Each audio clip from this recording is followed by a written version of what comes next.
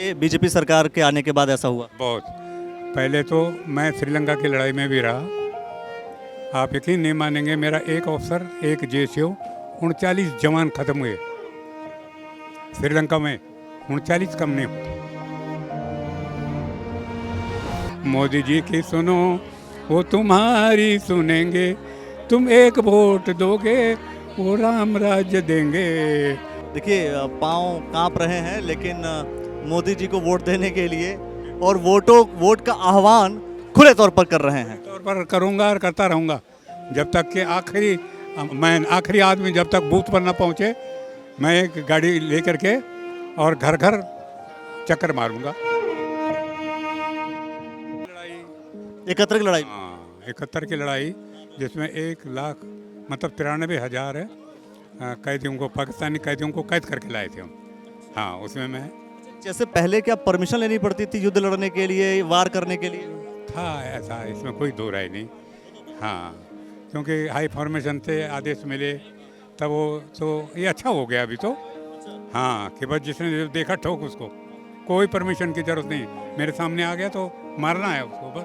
पहले गोली चलाने का ताकि ज़्यादा कैजुअल्टी हो जाए तो उसकी परवाह नहीं रहती थी। अभी जिसकी कम कैजुअल्टी हो और सफलता भी हासिल कर लिया, उसको अवार्ड मिलेगा। इतना फ़र्क देखिए आप। ये बीजेपी सरकार के आने के बाद ऐसा हुआ। बहुत। पहले तो मैं श्रीलंका की लड़ाई में भी रहा। आप यकीन नहीं मानेंगे, मेरा एक अफसर एक जेसीओ 39 जवान खत्म हुए श्रीलंका में।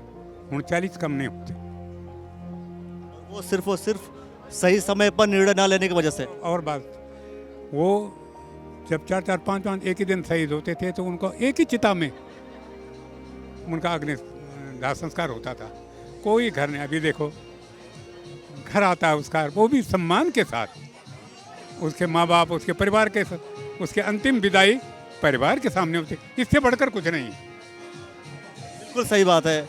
वो कविता आपने इसीलिए मोदी जी के लिए लिख दिया। हाँ इसलिए उन पर लिखा हमने।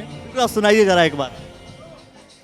मोदी जी की सुनो, वो तुम्हारी सुनेंगे, तुम एक वोट दोगे, वो राम राज्य देंगे।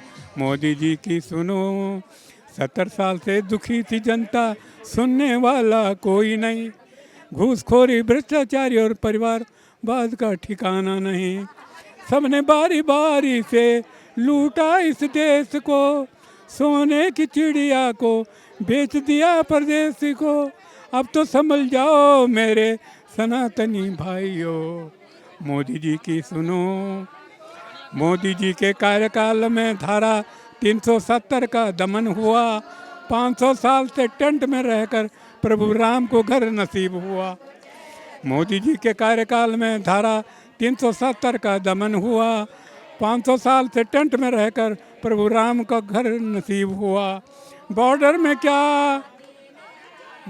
में खड़ा एक वीर सेनानी, दुश्मन न कर सके कोई मनमानी। बटन दबा के कमल के फूल का मेरे हृदयवासी, जल थल और नभ में देखो विकास की बहार है। 2047 तक विश्व गुरु बनने का इंतजार है। नहीं रुक सकेगा ये सपना हमारा, और पूरा होगा एक दिन सपना हमारा। मोदी जी की सुनो, वो तुम्हारी सुनेंगे, तुम एक वोट दोगे, वो राम राज्य देंगे। मोदी जी की सुनो। तो मैं देख रहा हूँ कि पैर आपके कांप रहे हैं। उम्र कितनी है आपकी? मेरी 79। अब 79 की उम्र है और मोदी जी के लिए वोट की अपील कर रहे हैं आप। कोई शक नहीं, क्योंकि वो हैं इसी लायक। वो हैं, वैसे तो बहुत हैं ऐसे, लेकिन उनके अंदर एक तो स्टेमिना देखिए। और जैसे अभी हमारे पूर्व मुख्यमंत्री जी बोल रहे थे कि 77 साल में भी वो भी वहाँ योग कर रहे हैं, तपस्या कर रहे हैं। तो एक उनके अंदर गॉड की गिफ्ट है, प्रभु का ही कृपा है, प्रभु राम की ही कृपा है। और जिस राम को लाने में 500 साल लग गए टेंट में रहते हुए, वो बगैर किसी झंझट के, कोई डिस्टर्ब नहीं, कोई ऐसा नहीं जो कि एक भी किसी को चोट आई हो। और धारा 370 का वही हाल। ये सब बहुत बड़े मुद्दे हैं मोदी जी को वोट करने के लिए। वो तो एक गिनती करें हम, उनके तो सारे ही काम, और सैनिकों के लिए तो बहुत ही है। मैं मानता हूँ कि कुछ एक जो सैनिक बैठे हुए थे वहाँ, वो कुछ तो मैं ये कहूँगा कि वो थोड़ा सा मतलब कोई हर चीज़ की लिमिट होती है, तो वो थोड़ा सा बहक गए ज़्यादा ज़रा। तो इतना भी नहीं होना चाहिए था। कोई उनके साथ ऐसा बुजुर्ग होता जो उनको समझाता, देखो प्यार प्यार से लो सब कुछ अपना हक, लेकिन प्रेम, वो तो देश देख रहा है। ये खाली सैनिक ही सैनिक थोड़ी है उसके लिए, पूरा देश है। गरीबी है, अमीरी है, चाहे कोई भी है।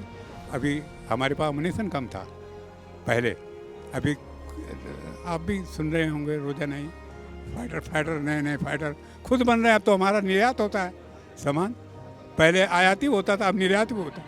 ये सब उन्हीं की देन है।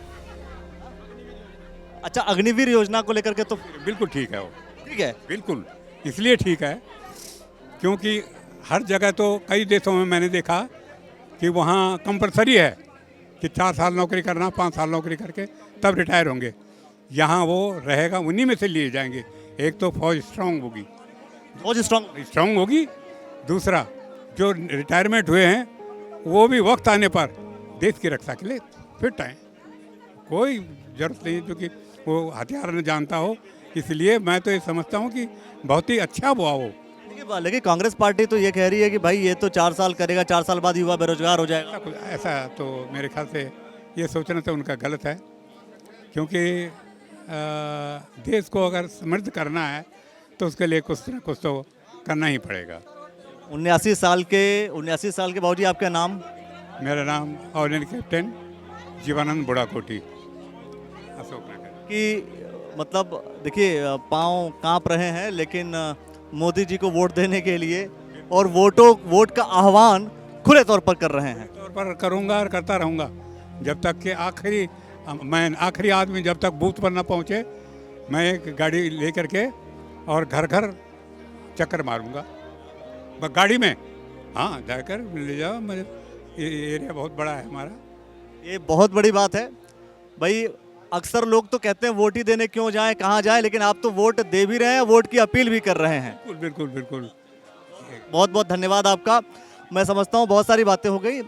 एक सैनिक, पूर्व सैनिक क्यों भारतीय जनता पार्टी को वोट कर रहा है, सैनिकों की आवाज़ भारतीय जनता पार्टी क्यों है, ये बातें सुनकर के आपको समझ में आ गई होंगी। निश्चित तौर पर मैं समझता हूँ कि इसको लेकर के आप कमेंट सेक्शन में अपनी प्रतिक्रिया देंगे। बने रहिए, देखते रहिए द न्यूज़ ऑल नेटवर्क। बहुत बहुत शुक्रिया, बहुत बहुत धन्यवाद आप सभी का। धन्यवाद आपका।